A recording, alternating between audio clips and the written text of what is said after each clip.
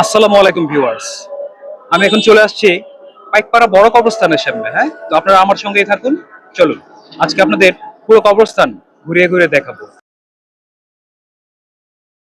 আসসালামু আলাইকুম প্রিয় নারায়ণগঞ্জ দেশবাসী। নারায়ণগঞ্জ পাইকপাড়া বড় কবরস্থান দীর্ঘমেয়াদী কবরস্থান ছিল, কিন্তু আমি 20টা বছর আমার অতিবাহিত হচ্ছে।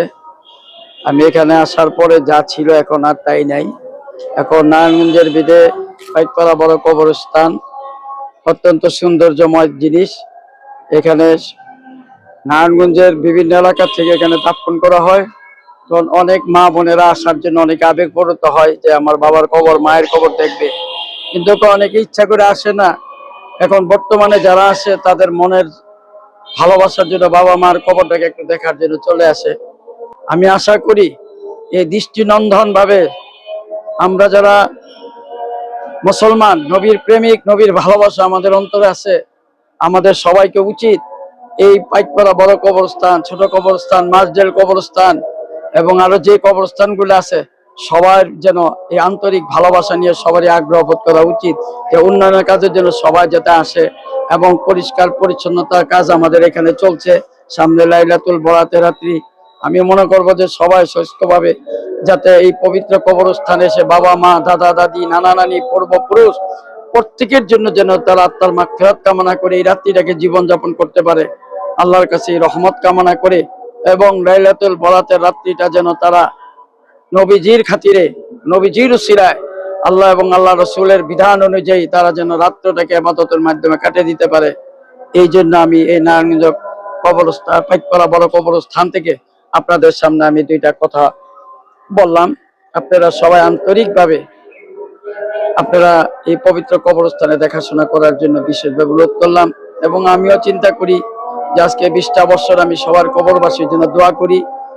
আমি একদিন চলে যাব, কিন্তু আমার জন্য সবাই দোয়া করবেন আমি যাতে সৎভাবে এই পবিত্র কবরস্থানে খেদমত করে যেতে পারি, সেই রহমত কামনা করে আপনাদের কাছ থেকে বিদায় নিছি।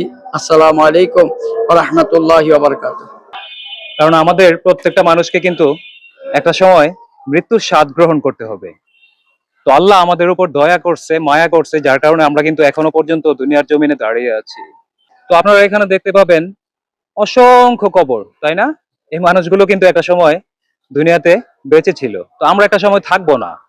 আমরা যারা জীবিত আছি তারা কিন্তু মনেও করি না যে আমরা কখনো মারা যাব।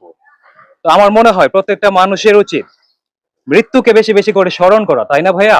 কবরস্থানে আসলে কি হয়, আমাদের মৃত্যুকে স্মরণ হয়ে যায়। আমরা বেশি বেশি করে মৃত্যুকে স্মরণ করব। আর যার ভেতরে মৃত্যুর কথা অবধারিত থাকে, যে মৃত্যু নিয়ে চিন্তা করে, আমার বিশ্বাস তার দ্বারা পাপ কাজ অসম্ভব। তো আমি একটা মেসেজ দিতে চাই সবাইকে ভাইয়া, আমরা বেশি দিন বাঁচবো না। আসলে এই দুনিয়া ক্ষণস্থায়ী।